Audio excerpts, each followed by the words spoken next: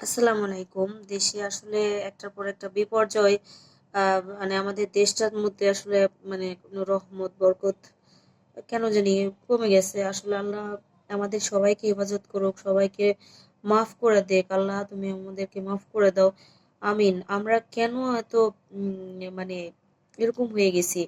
আপনারা দেখেন, একটা দুর্যোগ শেষ না হতেই আবার আগুন লাগতেছে। আর এখন মানে যেহেতু শীতকাল, শুষ্ক সময়, আমি সবাইকে একটু সতর্ক বার্তা করছি যে আপনারা মানে রান্না বান্না শেষ করে অবশ্যই গ্যাসের চুলাটা বন্ধ করে রাখবেন সাথে সাথে। যদি বারবার কয়েকবার, এবং বাসা থেকে বের হওয়ার সময় যদি আপনারা বাসায় কেউ না থাকেন, ইলেকট্রিসিটির যে লাইনগুলো আছে এগুলো সব সময় বন্ধ করে তারপরে বাসা থেকে বের হবেন।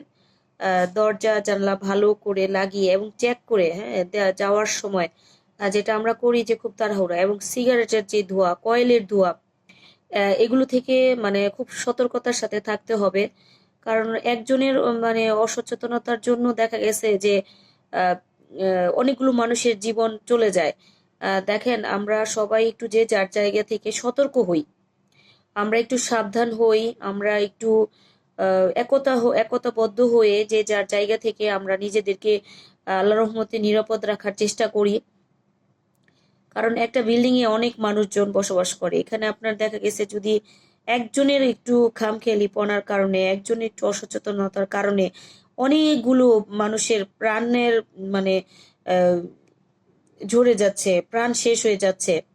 সেজন্য আমি আপনাদের সবাইকে অনুরোধ করছি যে আপনারা একটু যে যার জায়গা থেকে রান্না বান্না করার সময় খুব সতর্কতার সাথে রান্না করবেন, এবং সিগারেট খাওয়ার সাথে সাথে সিগারেটের ছাই ধোঁয়া এগুলো আহ, মানে যেভাবেই পানি দিয়ে হোক কিংবা এটা নিভিয়ে ফেলবেন যেন এটার কয়েল জ্বালানোর সময় খুব সাবধানতার সাথে, আশেপাশের জন্য কাপড় চোপড় এমন ভাবে সাবধান ভাবে কয়েলটা জ্বালাইতে হবে।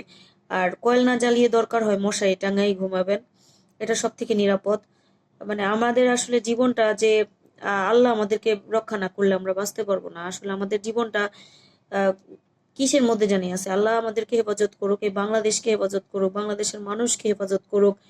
আর আগুনের বিষয় এবং বাসায় রান্না করার সময় চুল টুল বেঁধে শর্ট হাতার পোশাক, হালকা পোশাক আশাক পরে রান্না বান্না করা উচিত খুব সাবধানতার সাথে। এখন কিন্তু প্রচুর আগুনের আম, সমস্যাটা কিন্তু এখন শীতকাল, যেহেতু শুষ্ক সময়, এখন বৃষ্টি বাদল হবে না, এই সময়টাতে কিন্তু আগুন প্রচুর লাগে। তা আমরা সবাই যে যার জায়গা থেকে একটু সতর্ক হয়ে চললে কিন্তু আমরা অনেক দুর্ঘটনা থেকে নিজেদেরকে নিরাপদে রাখতে পারবো আল্লাহর মতে। আসুন আমরা সবাই সতর্ক হই।